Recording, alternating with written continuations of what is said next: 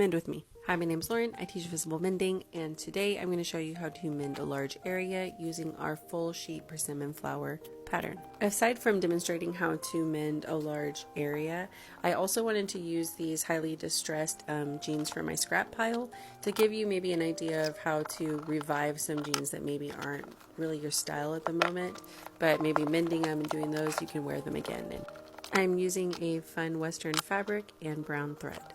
After cleaning up the ripped areas, I am tucking under the raw edges and pressing firmly with an iron. I'm going to secure down the edges with a small pin.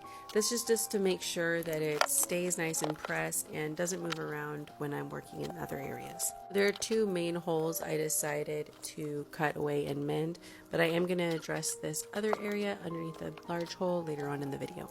So I'm prepping my patch by rolling in the hem to the front facing part of the fabric. I'm going to lay this face down on the inside of my pants, so that's why I'm turning in the hem this way.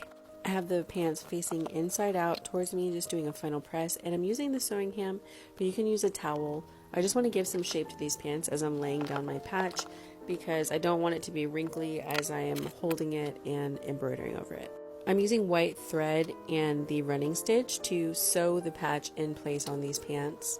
This thread will stay in place, I will not clip it away, and it will be visible, so I'm just trying to be neat. And I quickly added a yellow patch to the frayed area underneath. It is a weak area, but I didn't want to include it in the rest of my mend.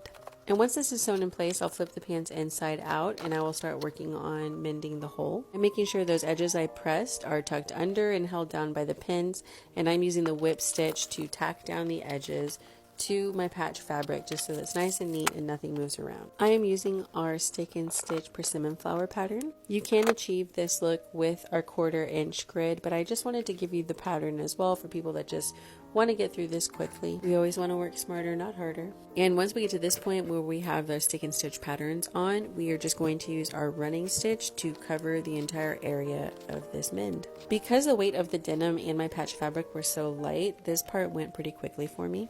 It can be a little challenging when stitching up pant legs on how to hold the fabric. There's a lot of maneuvering and flipping back and forth, but eventually you get the hang of it and you find out what works for you, and you get a project that looks really great at the end. When you're finished, you can wash and dry as normal, and this is what it's going to look like. I hope you found this useful. Join me on the next.